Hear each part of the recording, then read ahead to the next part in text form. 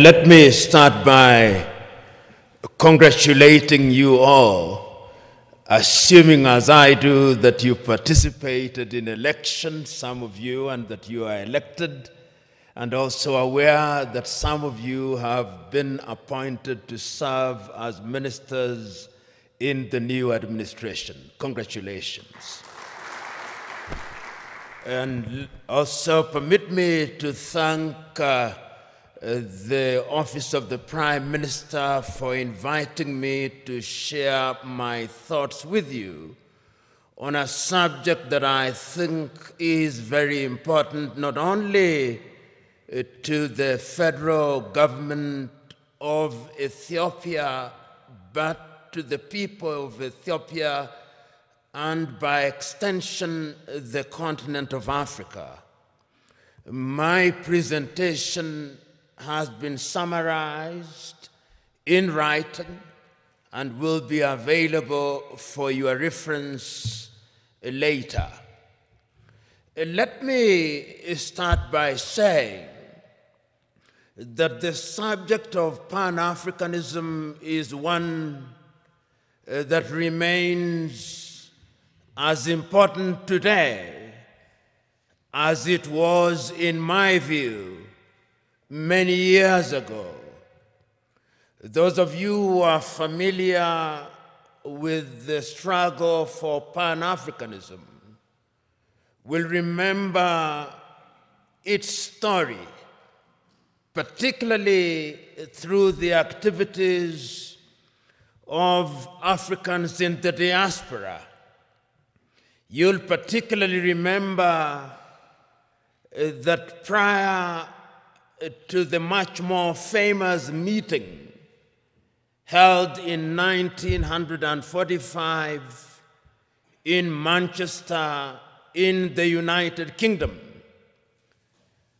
Africans in the diaspora, particularly in the Caribbean, in Trinidad and Tobago, in Jamaica, were very particular about having connection with the continent of Africa.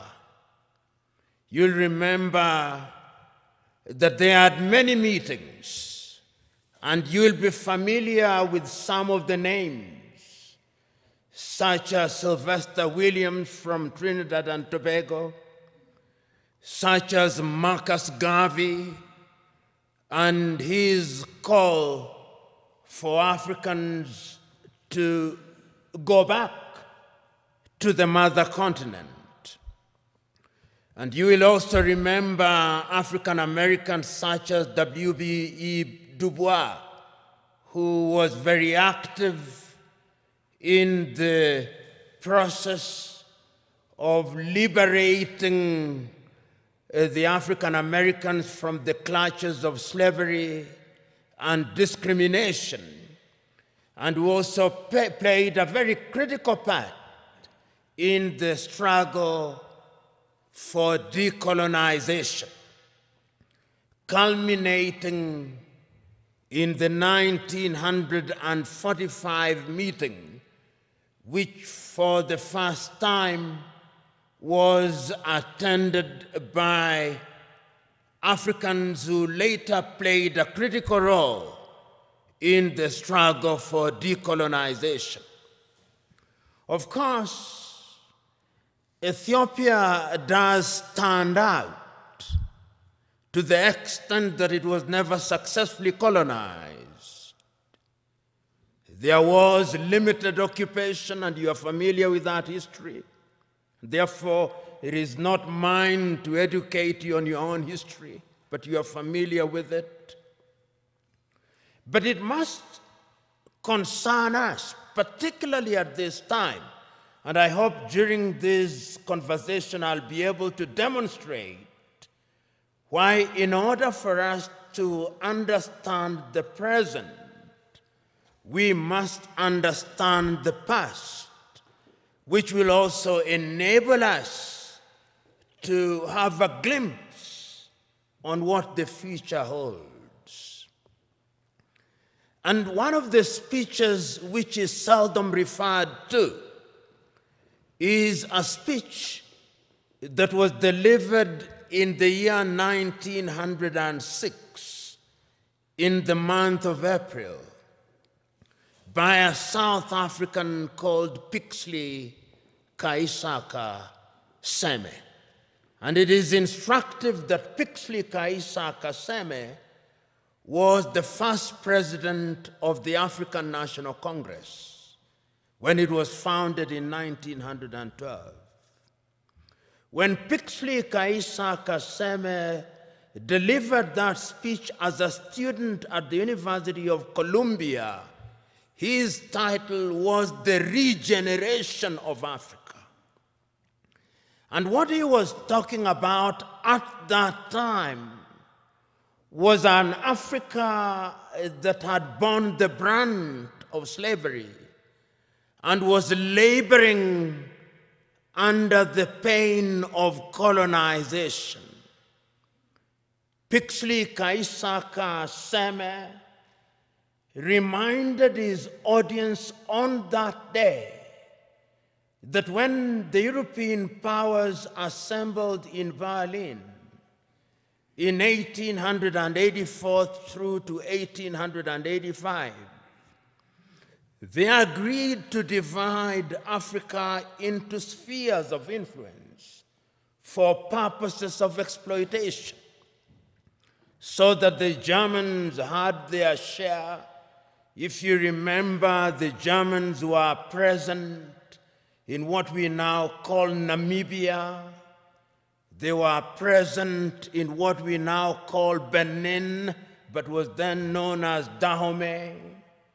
They were present in what is now a part of Ghana, which was then the Togoland, the Volta area. The Belgians were present in Rwanda and Urundi, and they were also present in what is now the Democratic Republic of Congo. The Italians, to the extent that they could, tried to occupy Ethiopia and Eritrea, and were present in a portion of Somalia.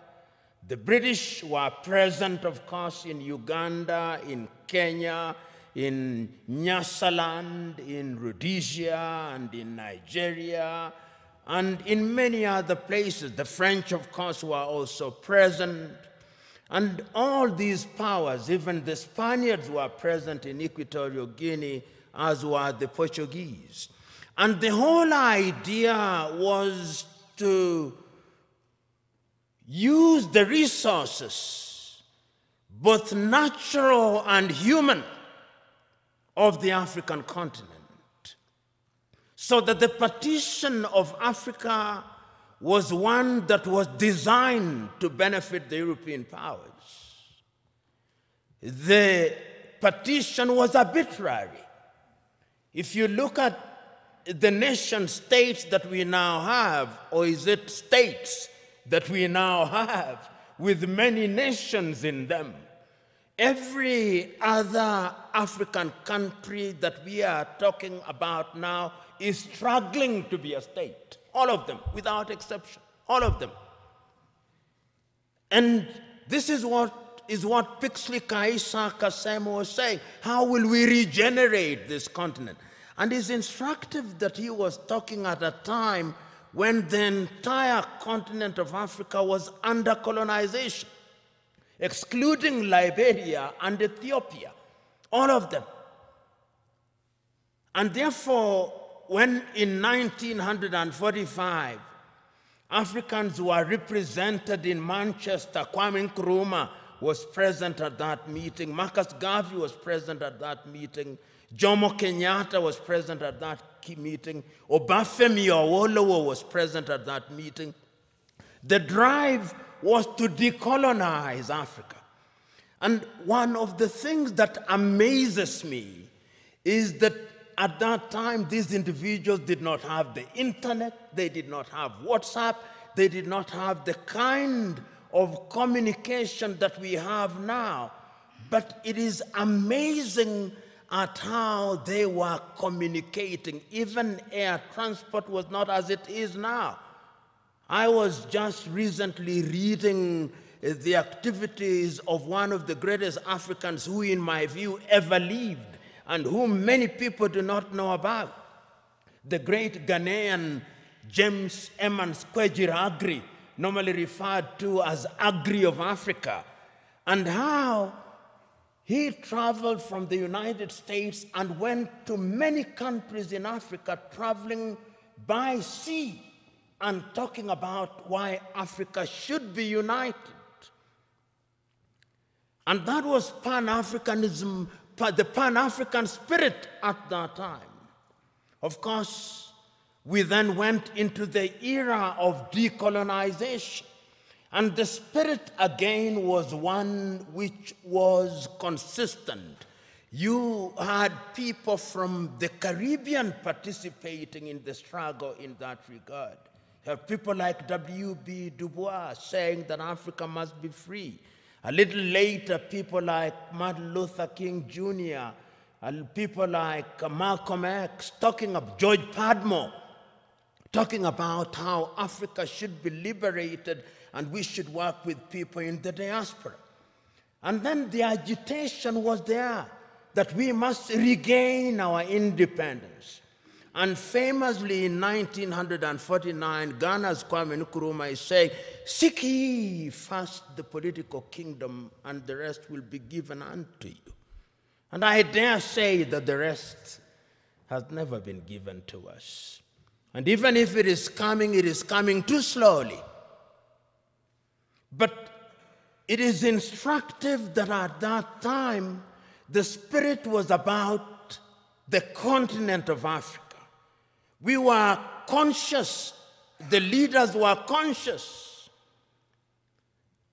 that Africa decolonized without unity would remain weak. And of course, Africa is weak. The weakest continent on earth is this continent in which we are, our continent. So the struggle for independence was everywhere across the world, across the continent of Africa. So when on the 6th day of March, Ghana regained her independence as Ghana, it was then Gold Coast. I think the most eloquent and the most passionate warrior for Pan-Africanism was Nkrumah. He said on that day, and again later, that the independence of Ghana means nothing if the rest of Africa is not free.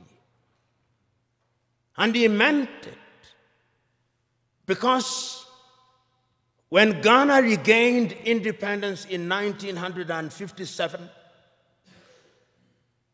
1 year later, Guinea regained her independence.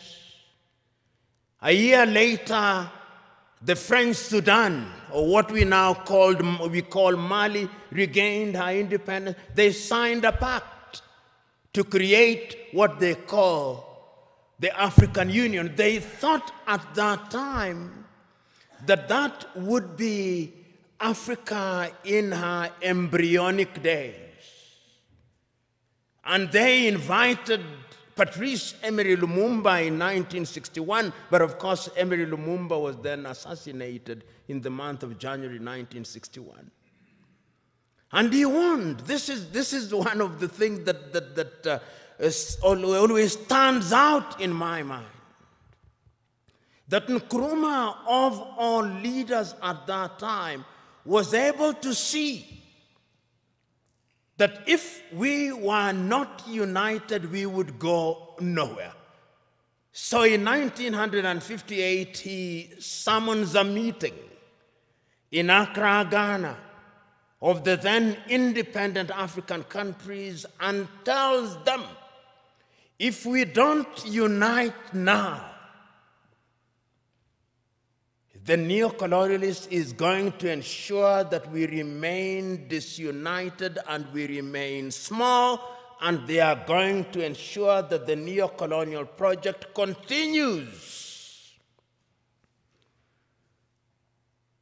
In 1961, on the first day of January, again in Casablanca, Morocco, he tells his audience, let us unite now before each one of our leaders begins to get used to power, because power is easy to get used to.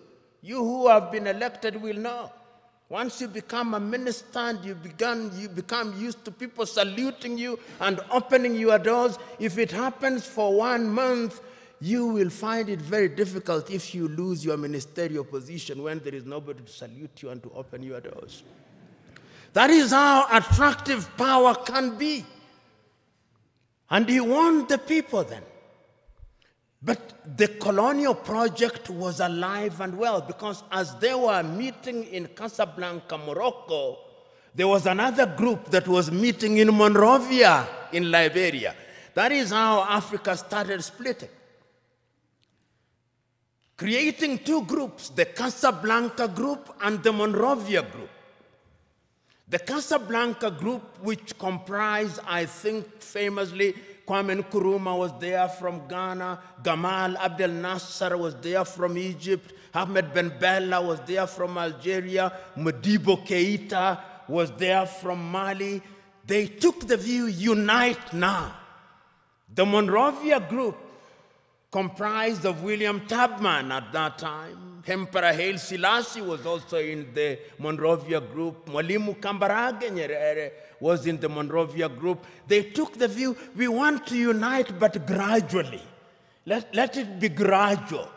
So that when Emperor Haile Selassie of Ethiopia convenes a meeting in Addis Ababa on the 23rd through to the 25th day of May 1963. There are two groups already. The Pan-African agenda is already being watered down. There is the Casablanca group and there is the Monrovia group. And the creation of the OAU was a victory for the Monrovia group. And I want you to, there were 32 heads of states and government who met in Addis Ababa, Ethiopia on the 23rd through to the 25th day of May, the year 1963. And I want you to listen to all of those speeches, or the compilation of them. There is a compilation of them that was made in the year 2013 when we were celebrating the 50th anniversary of the Organization of African Unity. And listen to all the speeches, and I pick out a speech from the leader of Central African Republic, David Dacko. David says, Central African Republic is so small that if we are not a part of an African Union, the French will come again. And they have come again.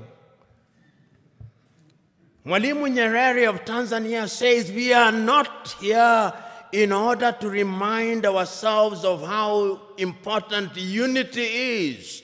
We are here to talk about the unity of Africa. The host, Emperor Haile Selassie of Ethiopia, says, it is important for us to realize that we must make sacrifice for the future, because a disunited Africa will never realize our potential. But the most passionate speech again was that of Kwame Nkrumah.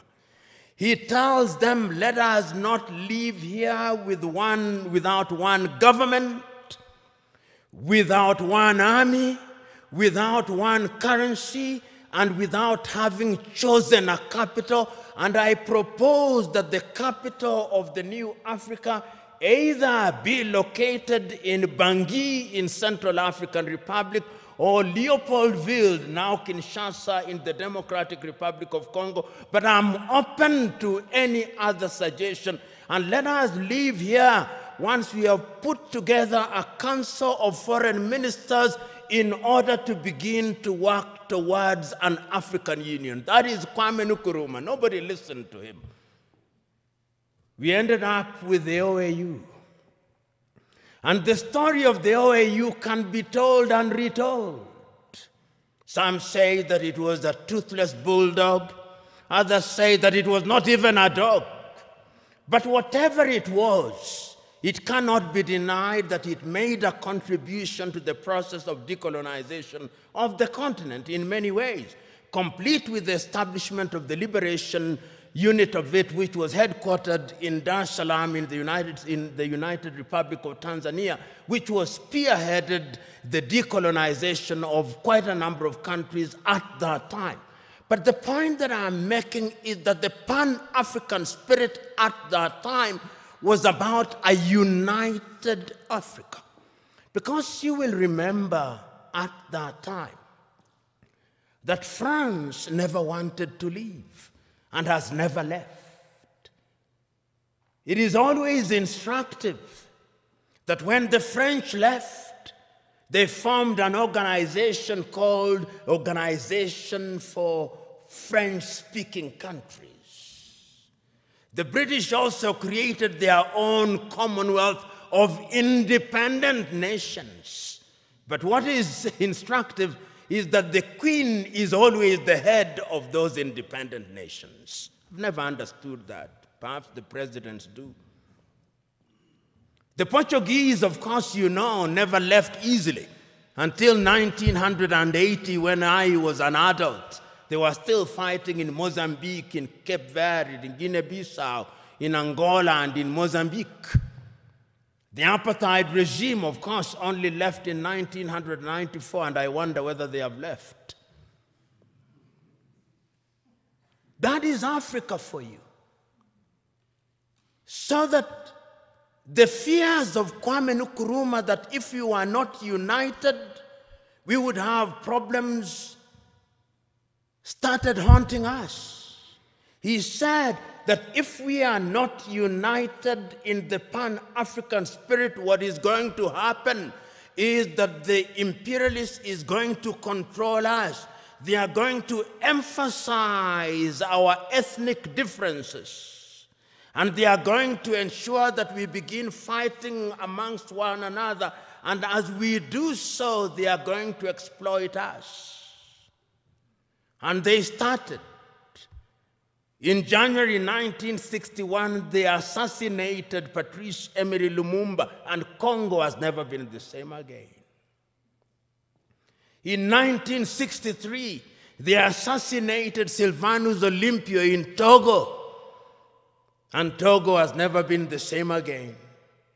Then there were coup d'etats. Kwame Nkrumah himself, in 1966, eliminated via coup d'etat all his writings, all his speeches banned, never to be read, never to be listened to until 1972, when Ignatius Kutu Acheampong rehabilitated him. Ahmed Ben Bella in Algeria, gone. In Nigeria, Nnamdi Azikiwe and Abubakar Tafawa Balewa, gone. In Mali, Modibo Keita, gone. In Chad, everywhere, coup d'etats. Here in Ethiopia, 1974, if I'm not wrong, coup d'etat and the emergence of the Deg regime. In East Africa, Uganda, coup d'etat, mutinies in Kenya, Uganda, Tanzania in 1971. All orchestrated because we were disunited and we were weak. The predictions of our forefathers and founding mothers that disunited we would remain weak came true. That is the history of it. So that today, when we talk about the African continent and we talk about Pan-Africanism, we must understand it in the context of that history. And you will remember that it is not as if Africa never realized or never recognized that our weakness would be in our disunity. We did. We did. Because regionally we were trying to integrate. We were in the East African community, we were creating the East African community. In South Africa, we were creating SADC. In West Africa, we were creating ECOWAS. In Central Africa, we were creating the Organization of Central African Communities. In the North, we were creating the Maghreb. Even in this region, we were converting IGAD into something in the nature of an economic community. We were creating COMESA. We were aware that Africa could only operate and operate meaningfully if we were integrated. We are not trading with one another.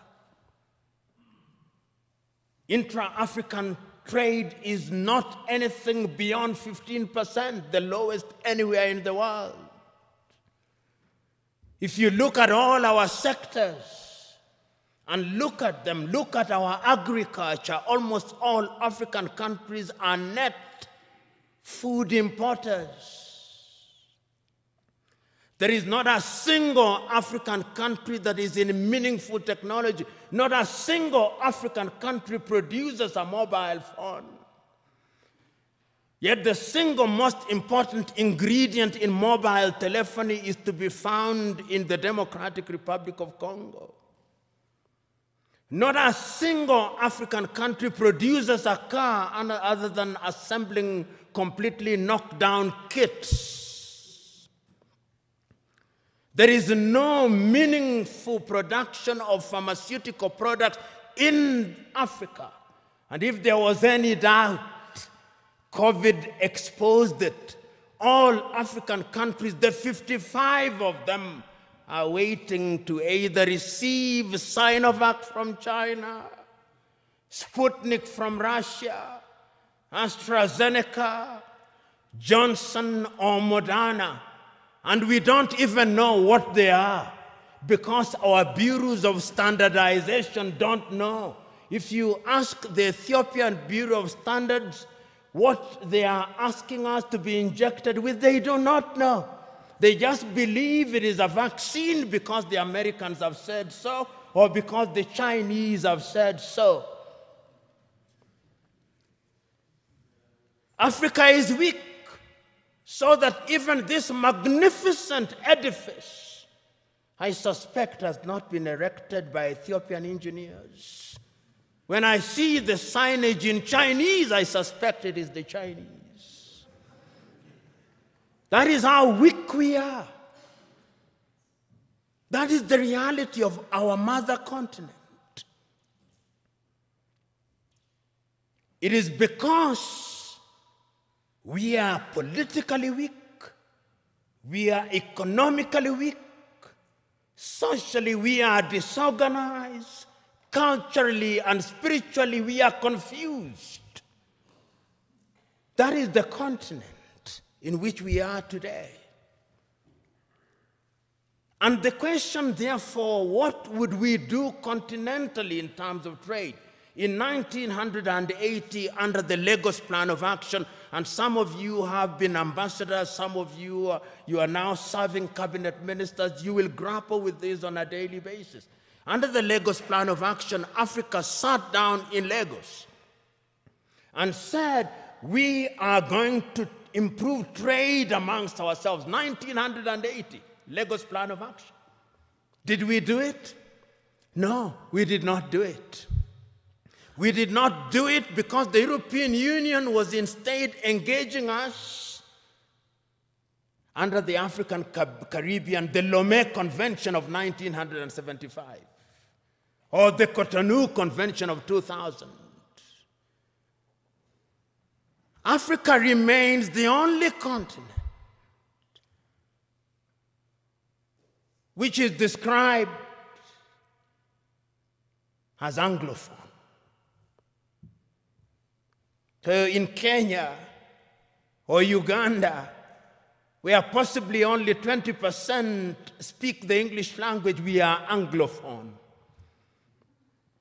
In French, former French colonies, they are Francophone. In former Portuguese colonies, they are Lusophone. In some Arab countries, they are Arabophone. That is who we are. So, when the OAU met in 2013, they asked the question, what happened to the Pan-African spirit? And when, therefore, they met in Sirte, in Libya, under the tutelage at that time of Muammar al-Gaddafi, it was resolved in 1999 that the OAU be renamed and be referred to as the African Union, and it was launched, as you know, in Durban, South Africa in the year 2000. But one of the most important things in the 2013 was the speech of the then chairman of the OAU Council, Nkosazana Dlamini Zuma, here in Addis Ababa in Ethiopia. And I want you to read that letter, which I'll paraphrase, in which she writes an imaginary letter to Kwame Nkrumah. He tells and apologizes to Kwame, telling Kwame, we apologize to you because we did not listen to you. We are weak because we did not listen to you. We are divided into 54, 55, depending on whether the Moroccans agree that Sahrawi is a country. Nobody cares about us. And brothers and sisters, if you want to know how weak we are, and we are weak, look at how we are treated. Last month,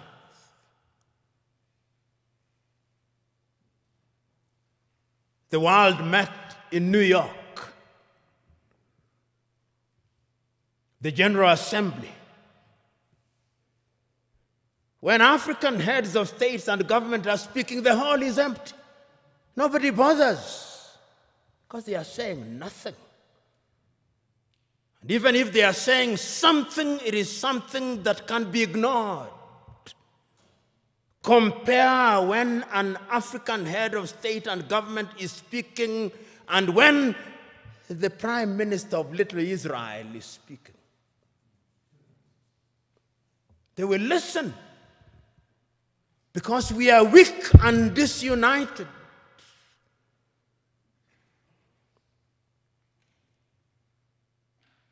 So we have a weak continent because the spirit of Pan-Africanism disappeared.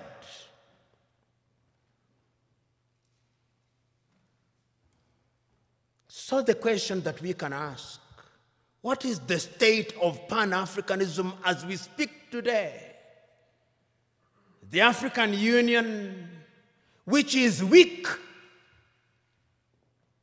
says the right things and does the wrong things 9 out of 10 times.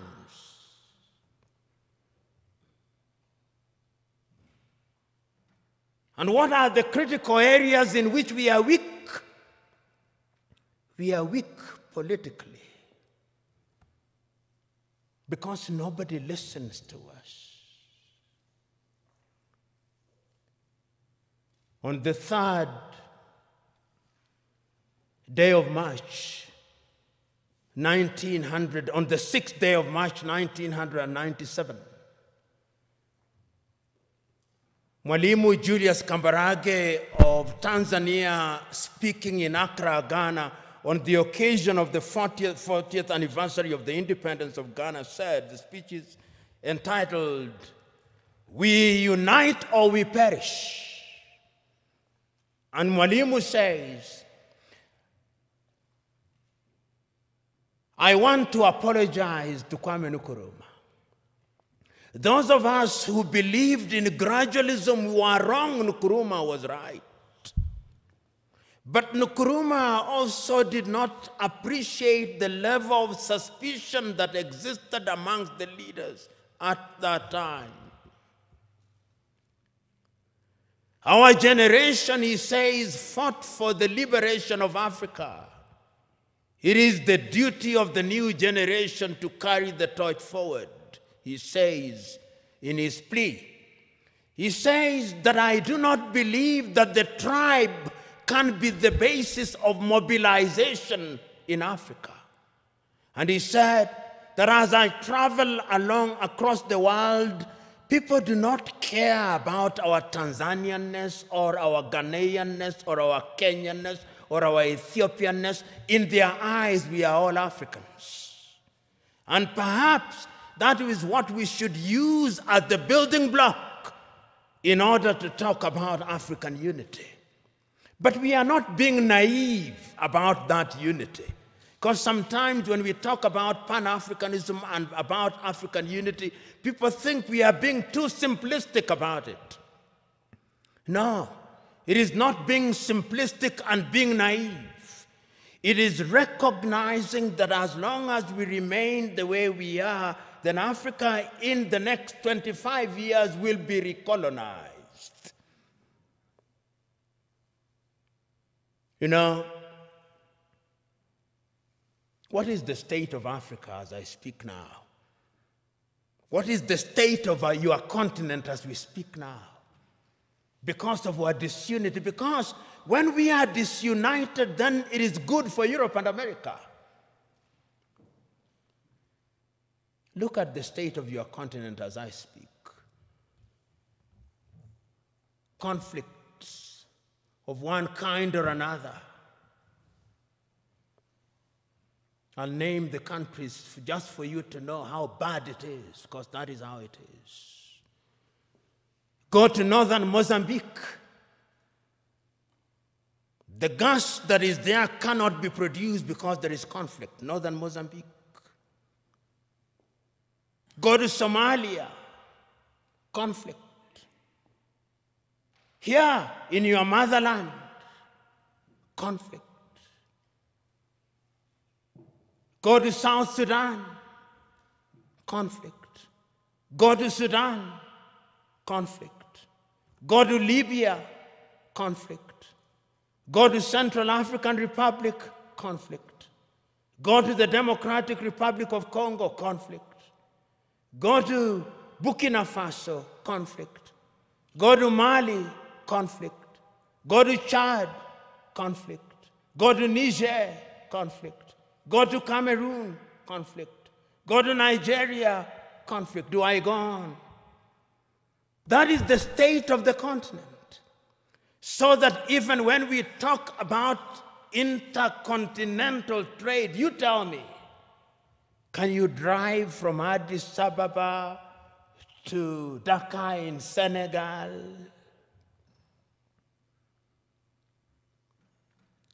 Unless you are Daredevil himself. Which group will not kidnap or ambush you? That is the state of the continent because we are weak and disunited. I fly from Nairobi, Kenya for 1.5 hours. I come from the shilling zone. I go into the birr. 33 currencies in Africa. 33 currencies. None of which is used to conclude transactions anywhere. I come to Addis Ababa, Ethiopia, and I show my shilling. They say, what is this? But let me show the dollar. Oh, this is it. Let me show the euro. This is it. 80% of transactions in Africa are concluded outside of the continent in dollars. So you may have the Central Bank or the Federal Bank of Ethiopia, or Mickey Mouse. You may have the Central Bank of Kenya, Mickey Mouse. You may have all these 54 central banks useless because we are not playing in the real league, we are playing in the small league. That is the state of the continent. So as you have the honor and privilege of serving in the government of Ethiopia, and as you think about integration, that is the continent in which you are now, weak. That is the state in which we are. I watched a woman from Nigeria who had been rescued from the Mediterranean around Lampedusa saying, I will not go back to Africa. Even if I die in the Mediterranean, I'll try again and again. What is it that can make a human being say that I do not want to go back to my home? Because the natural instinct of a human being should be that you want to go home. It's because we are weak. Let me conclude by looking at Africa in the future. What is the state of Pan-Africanism?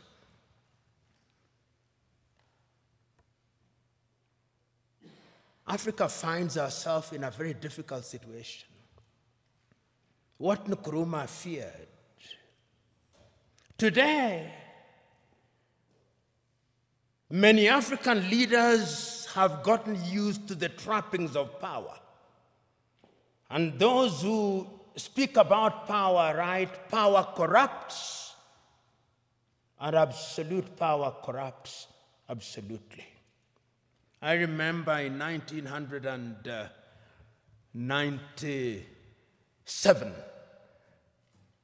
I think, I may be wrong about the year, 1995, I think, I was serving as an intern at the Mwalimu Julius Nyerere Foundation in Dar es Salaam.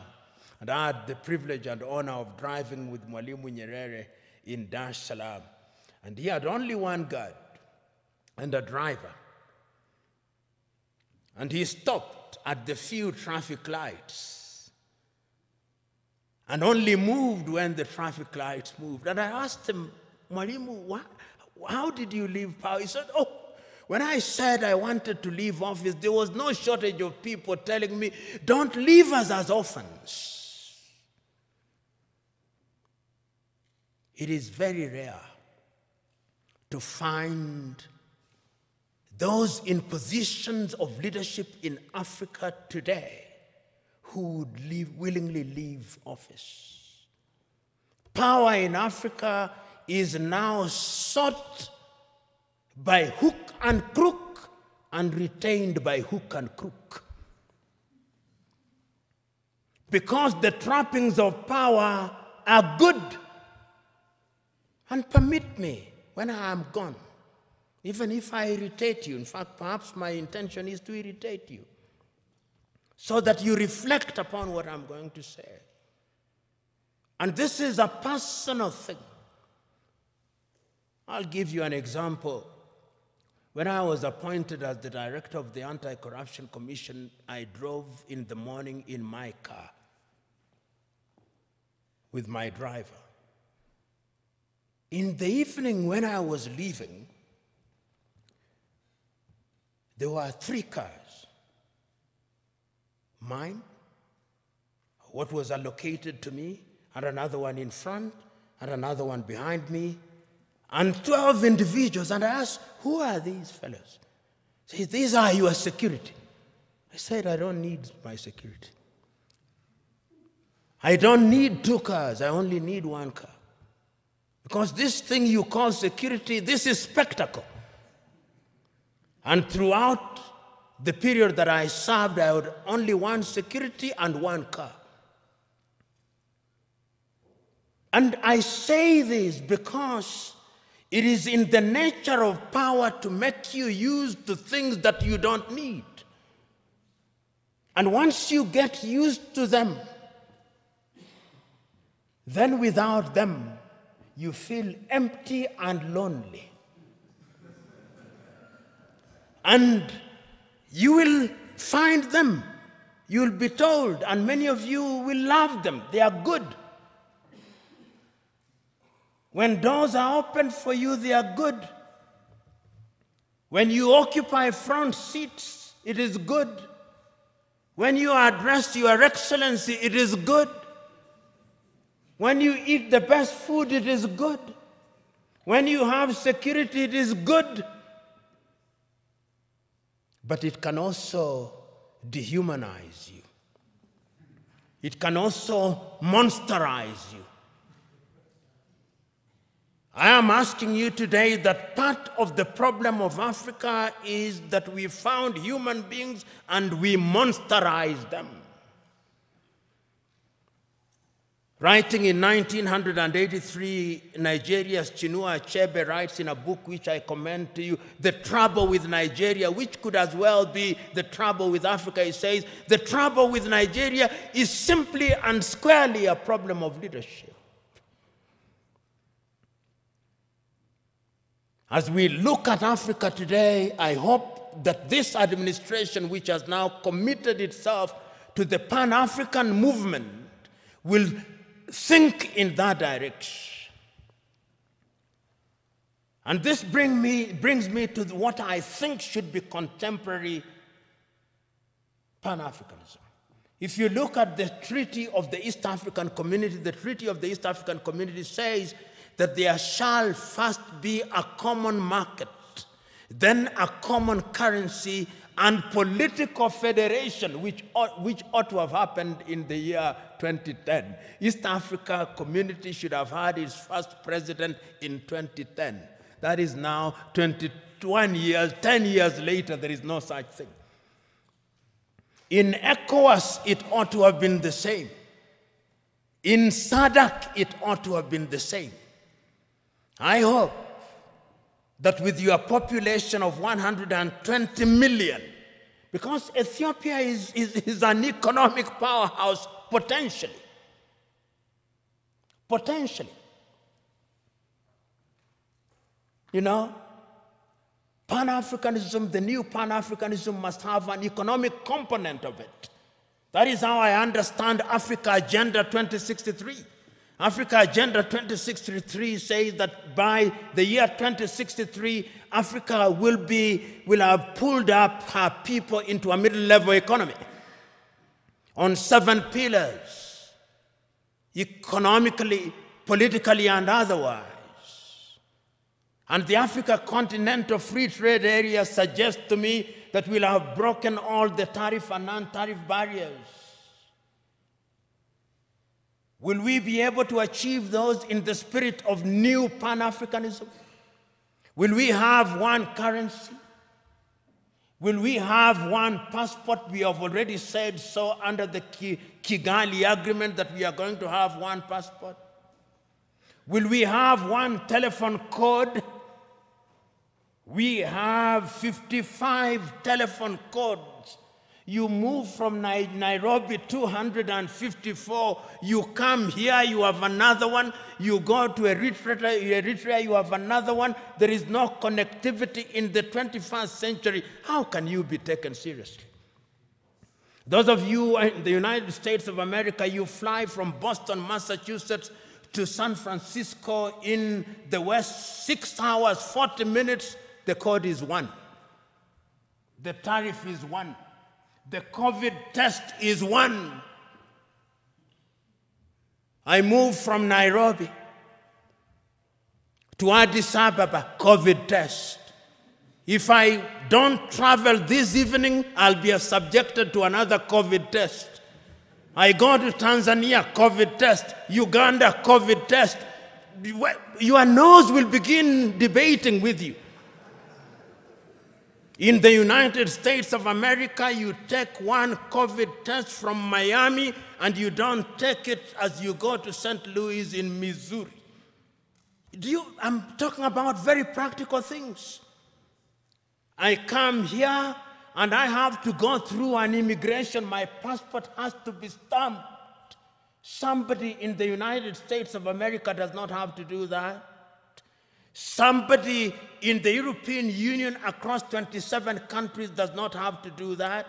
In China, which is, of course, 1.4 billion, does not have to do that. Until we change all those things, we are going nowhere, so that we have only one telephone code. so that we have only one currency, so that we have only a single immigration, so that we eliminate all these armies. You know, you look at some African countries and they have an army, which complete with 5-star generals who have never even quelled a street riot, and they are generals. Money goes into maintaining militaries, maintaining embassies that you don't need. You see why Africa is poor? All these 55 countries have embassies. If we were one, there would only be one ambassador for Africa in the United States of America. There would only be one army with regional policing. Am I being naive or simplistic? Yes, we can create a single Africa with a loose government, a confederal government, dealing only with foreign affairs and defense and monetary policy and general policy formulation, with different governance systems. That is the only way in which these narrow tribal instincts will be dampened.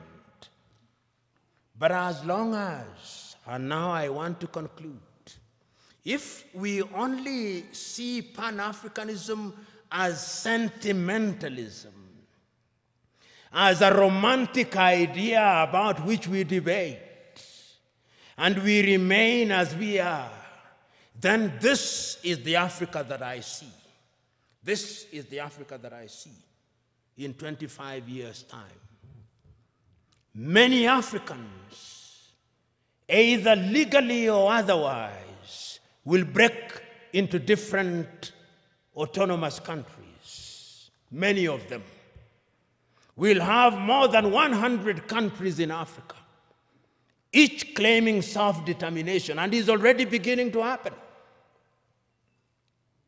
Because we will be looking at narrow ethnic agenda as the only way of defining our affairs. Ethiopia will break down, Kenya will break down, Nigeria will break down, South Africa will break down. And look at South Africa. Only last week, the whites in Western Cape in South Africa have delivered a petition to the government in Pretoria saying they want to create their own country. The Democratic Republic of Congo will break down. Libya will break down. The only way in which we can immunize ourselves against all those things is to create a Pan-African nation which allows for self-determination within the nation. And we must redefine terms such as self-determination. Self-determination must mean the ability of a people within a bigger unit to enjoy their culture, to enjoy their tradition, to speak their language. They do it on a smaller scale in Switzerland, those of you who are familiar with Switzerland. And we de-emphasize the presidency, we de-emphasize the prime minister's office. Pixley Kaisa Kaseme said, and I conclude with him, Africa is diverse. Some people say that because of our diversity, she cannot unite. She can. Because unity in diversity is possible if we understand what human beings need. In the nature of things, human beings need security. In the nature of things, human beings need food. Human beings need medical services. They need infrastructure. If you have a government that allows that, he said, then it reminds me of the piano.